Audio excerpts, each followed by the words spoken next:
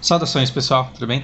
Bom, hoje, dia 27 de abril de 2020, chegamos a 3 milhões de casos oficiais. Não são todos, porque esses são os testados e registrados. São 3 milhões de pessoas infectadas com o Covid-19, com o coronavírus, aliás, no mundo.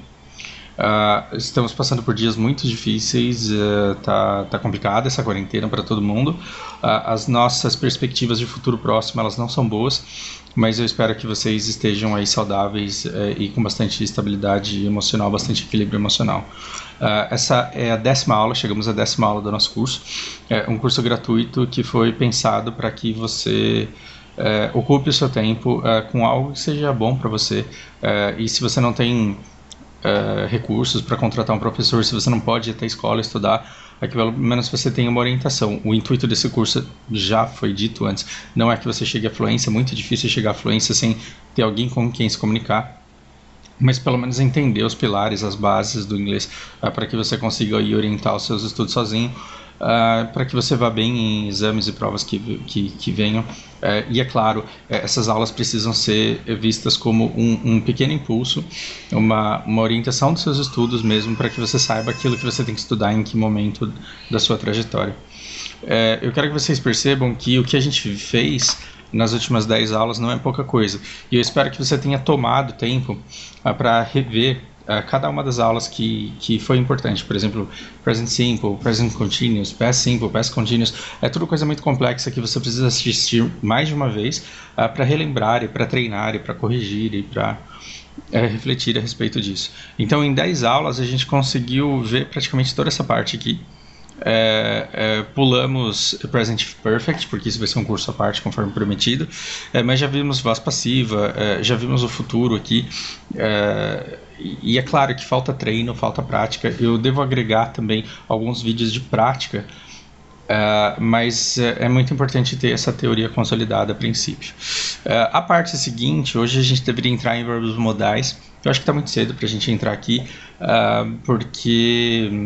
porque tem outras coisas mais fáceis e extremamente necessárias que a gente pode passar também.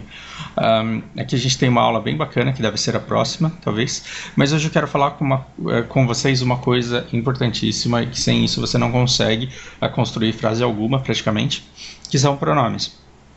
A gente poderia enveredar uma série de longas aulas vendo minúcias detalhes de cada um dos tipos de pronomes existentes, mas eu não vou fazer isso não. Então a aula de hoje, no vídeo de hoje, a gente vai ver todas essas unidades. Pelo menos das 59 até 63, eu quero que vocês saiam daqui conhecendo pelo menos todos os pronomes do inglês. Tudo bem? Então, primeiramente, quando que a gente... E de quebra eu vou ver se eu coloco aí a diferença do this e do it. Embora quando a gente vier para cá e talvez seja mais devido. Por que vocês usam um pronome? Em português você não lembra talvez, mas na quinta série você precisou fazer prova, se não me engano na quinta série você precisou fazer provas a respeito de pronomes do caso reto, pronomes do caso oblíquo, pronomes tônicos, átonos e por aí vai. Para que serve um pronome? Um pronome ele serve para substituir um nome. Então eu falei João, não quero repetir João. Onde está João? Ele está no trabalho, ele está em casa. Falamos onde está a Lana, não queremos repetir Lana na frase, então falamos ela está lá fora batendo na porta e tentando entrar. Então esse ele e esse ela substituem João para que a gente não precise ficar repetindo inúmeras vezes. Tudo bem? O objetivo do pronome é isso, é facilitar, evitar a repetição de inúmeros nomes. E a gente tem pronomes do caso reto e pronomes do caso oblíquo. Para que serve pronome do caso oblíquo? Na nossa língua do dia a dia, serve para você fazer prova na quinta série. E aí está a questão assim, cite pronomes do caso oblíquo. Aí você coloca lá, me, mim, comigo, te, ti, contigo. Passou, tirou 6,5. Passou, e aí não usa mais. Por quê? Porque a gente não usa na nossa comunicação do dia a dia, a gente não usa, por exemplo, eu a vi. Esse a aqui é ela, esse o aqui é ele, esse lhe aqui também é ela e ele. A gente não fala eu lhe entreguei, a gente não fala eu ouvi e a gente não fala eu a ajudei. Não falamos. Na rua a gente não fala desse jeito. Como que você fala? eu vi ele, eu ajudei ela e eu entreguei para ele. Quando você fala entreguei para ele, o que você está fazendo? Você está pegando o pronome do caso reto e usando aqui no caso oblíquo. Não tem problema nenhum, nosso idioma é nosso, a gente fala do jeito que a gente quiser. Mas gramaticalmente não está muito bonito isso daí não. Falar eu vi ela é um erro gramatical. Mas eu vi ela não é um erro gramatical porque vi ela é uma ruazinha. Eu falo isso para todos os meus alunos, eu repito isso para todos os meus alunos e eu vou repetir para vocês também, com a diferença que é de grátis. Veja, quando você chega para sua professora e fala eu amo ela, ela te corrige, ela fala ela é um pedaço da galinha, eu a amo. E quando você fala assim eu vi ela, aí ela vira para você, quanto mais velha, mais é certeza que ela vai falar isso para você. Vi ela é uma ruazinha, você tem que falar eu a vi. Mas perceba que quando você fala eu vi ela, eu amo ela, não é errado, porque moela é um pedaço da galinha e porque vi ela é uma ruazinha. É errado porque você está usando um pronome do caso reto, um pronome de sujeito, no lugar de um objeto. Então o certo é você me viu, eu te vi, eu a vi, eles nos viram, ela nos viu, eu vos vi. Você fala desse jeito? Não, né? Pelo amor de Deus, não sai falando desse jeito na rua, não. Se você for para sua escola um dia, né, depois que acabar essa quarentena, se você ligar numa videoconferência com seus colegas de sala e falar eu vos vi, eles vão rir da sua cara. Aí você vai falar, mas é o certo, o Fausto mandou falar assim e eu vou te desmentir. Eu não tô mandando você falar desse jeito. Mas você tem que conhecer a nossa língua para que você saiba que o correto seria você dizer... gramaticalmente seria dizer eu vos ajudei, eu vos convidei, eu vos... entende? Que a gente tem um pronome que é quando é o sujeito, ele faz, e quando esse ele, o João, é objeto, e aí é eu o ajudei, eu lhe entreguei. Então o que é esse o e esse lhe? É ele. Isso aqui é importantíssimo. Tudo bem? E a gente ainda tem os outros mim. Você entregou para eu? Não, você não entregou para eu, você me entregou. Tudo bem? Isso daqui é para eu, você não fala isso é para eu, você fala isso é para mim. Tudo bem? E você pode falar mim faz isso. Aí o aluno ele me diz: não, né, professor? É claro que você não pode falar mim faz isso, porque aí fica parecendo índio. Gente, não é errado porque parece índio. Não é errado porque parece índio. Perceba. Quando você fala esse índio, aliás, mim fazer barulho, isso é o índio da Xuxa. Larguem isso daí 2 décadas atrás. Quando você fala mim quer, a frase não está errada porque índio fala desse jeito. A frase está errada porque você está usando um pronome de objeto no lugar do sujeito. Então isso é para mim, esse presente é para mim. Isso daqui ela fez por mim. Ela fez por mim. Mas quem é o sujeito? É ela que fez. E quem é o objeto afetado por esse verbo? Eu. Ela fez por mim. Ela me entregou. Tudo bem? Essa é a grande diferença. Entendido isso, fica mais fácil de você entender os pronomes em inglês. Então, se você colocar aqui no Google em English Pronouns Chart, que assim, uma tabela de verbo de pronomes, você chega em coisas bonitinhas como essa daqui, por exemplo. Aí eu cliquei para abrir em janela e eis o que eu tenho. Olha que legal. Toda essa conversa que eu tive de pronomes de caso reto e de caso oblíquo, ela se resume a essas 2 colunas aqui. Tudo bem? Então é onde a gente vai gastar mais tempo e depois eu venho para cá, que aí é mais fácil, é bem mais tranquilo. Perceba, quem conjuga o verbo, quem faz a coisa, está tudo desse lado. Está tudo desse lado. E quem é afetado está desse lado aqui. Você vai apanhar um pouco, por quê? Porque você vai perceber que o you é igual, o it é igual. Esse you aqui é o mesmo, né? Lá de cima. Eles não variam. Então, quando eu falo, por exemplo, eu vi você, eu vou falar I saw you. Eu vi você. I saw you, eu vi você. Só que eu não posso falar I saw he. Não, porque esse you que eu vi aqui, ele tá na tabela de objetos. É sempre alguém que faz e alguém que é afetado por isso. Então, por exemplo, se eu quero dizer que ele beijou ela, ele beijou e ela foi beijada. Então é he kissed her. He kissed her.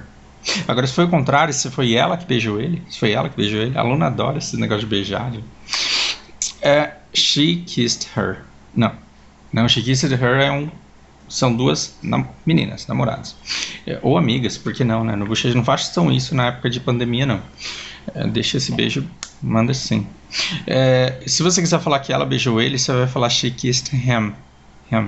O que é esse him? É ele, só que é um ele de objeto. E aí você fala, pô, mas por que existe isso no inglês? Não é que existe em inglês, existe em tudo que é idioma.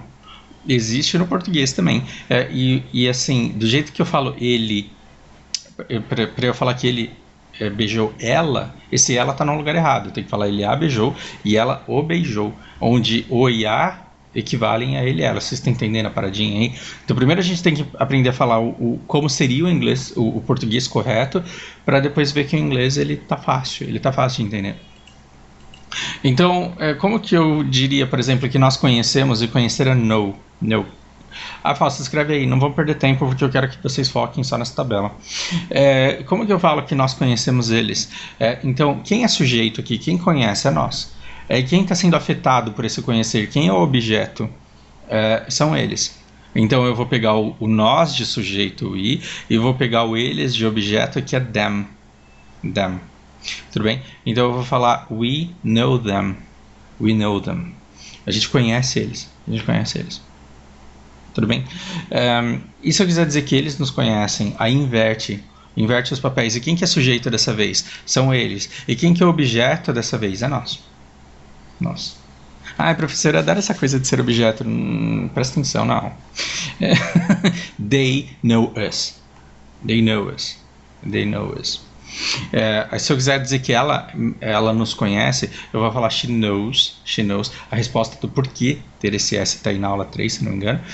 She knows us. Ela nos conhece, onde esse us aqui é nos, ou a nós.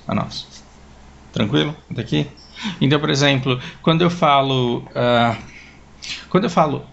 para Lari, I love you. Quando eu falo para ela, I love you, esse you é de objeto ou é de sujeito? Esse you do I love you é esse you aqui. Por quê? Porque sou eu que amo e eu amo ela. Então eu vou colocar I love you aqui. Então se eu quisesse dizer eu amo ela, que é o nosso eu a amo, se eu quisesse dizer eu amo ela, eu falaria I love her. E se eu quisesse dizer que, sei lá, a vizinha ama ele ali, eu falaria she loves him. Estão entendendo a necessidade de tudo bem? Então, João, he.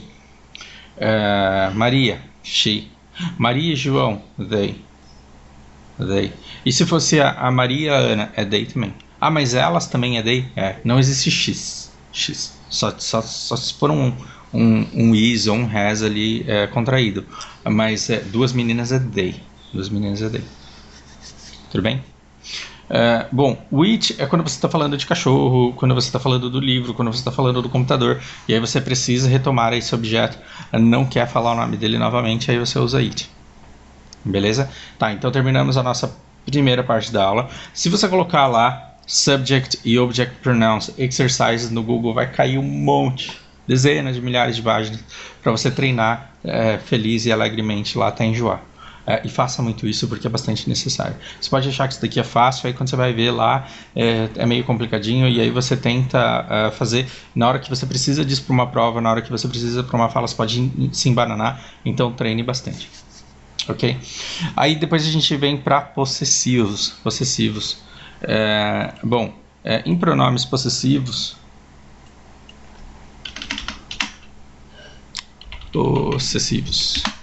em português, o que acontece?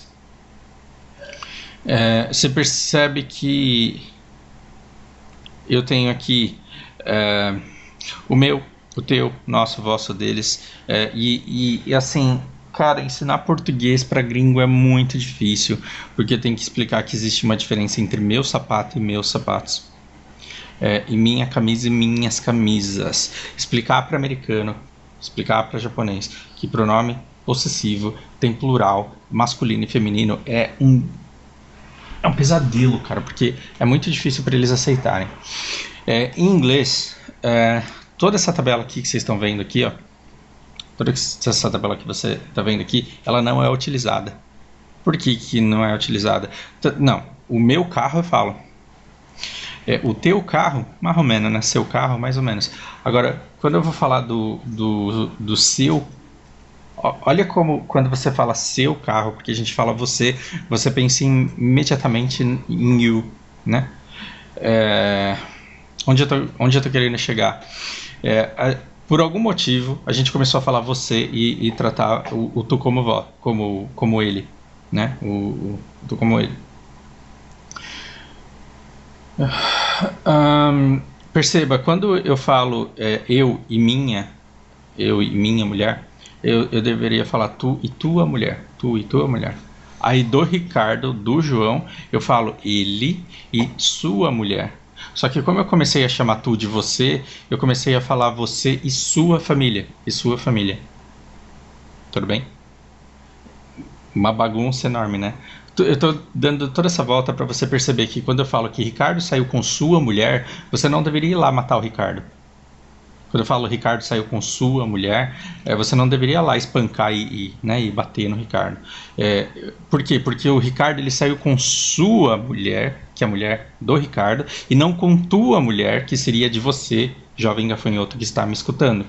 Existe uma diferença aí, e a gente deixou de respeitar tudo isso. Para desambiguar, para não dar briga, para não sair gente morrendo à toa, o que a gente começou a falar? A gente começou a usar dele. Então a gente jamais fala na rua Ricardo sai com a sua mulher. A gente fala Ricardo sai com a mulher dele, para quê? Para desambiguar esse negócio do teu e do seu, que a gente fez uma salada, uma maçaroca no português. O problema é que quando a gente fala dele, a gente joga para depois o pronome possessivo. Então, olha a ordem. Minha casa, tua casa, e ao invés de sua casa, eu falo casa dele, só que aí teve uma inversão de posições.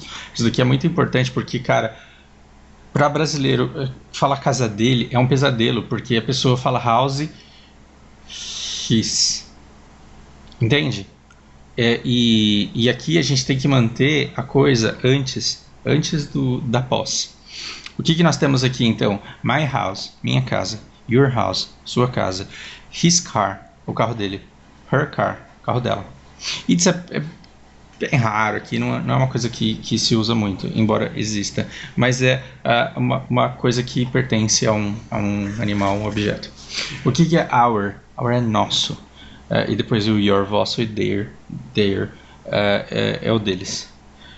Eu dei toda essa volta para você perceber que o brasileiro adora confundir your com his. Então, eu não sei por que cargas d'água, mas é uma coisa muito inconsciente e está no inconsciente coletivo, porque quando as pessoas vão falar a casa dele, elas falam your house. Não, pera, é house his. E assim, ou a pessoa vai falar, né, querendo falar a casa dele, o primeiro ímpeto vai ser falar your house, e aí você está falando com a minha casa porque você está falando comigo, e depois você vai falar house his porque é a casa dele, porque você inverteu. Possessivo sempre antes.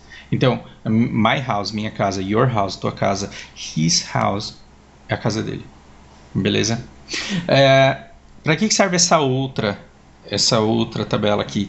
Você pode achar isso daqui a coisa mais difícil do mundo. Não é a coisa mais difícil do mundo, é a coisa mais fácil do mundo. Estamos falando de casas. My house, your house. E aí depois a gente não quer ficar repetindo house o tempo inteiro. A gente não quer ficar repetindo house o tempo inteiro. Então, e esse daqui, esse mine, ele vale por um my, meu, e mais a coisa sobre a qual nós estamos falando. Então, se você falar assim, my mouse is good, o seu mouse é bom, o que eu vou falar? Mine is a merda. Meu mouse é uma porcaria. Tô tentando comprar outro. Gente, não me ofereçam dinheiro para comprar outro mouse. Isso não é o problema. A gente vai comprar na internet, aí vamos conseguir. Que eu fui tentar ajudar as lojinhas do bairro aqui e me lasquei. Então, quando eu falo meu computador, aí eu falo my computer is slow, meu computador é lento. Aí eu quero falar o teu, e eu não quero repetir computador, porque já está no contexto. Eu quero falar o teu é rápido. Então eu vou falar yours is fast. Yours is good. Ok? E aí eu falo yours para quê? Para que ele valha por teu aquilo que nós estamos conversando, aquilo que está no contexto que é computador.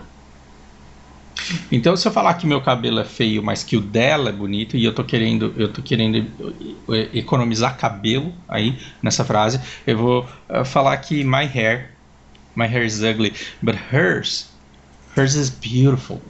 Tudo bem? Aí eu vou falar que o dela é lindo.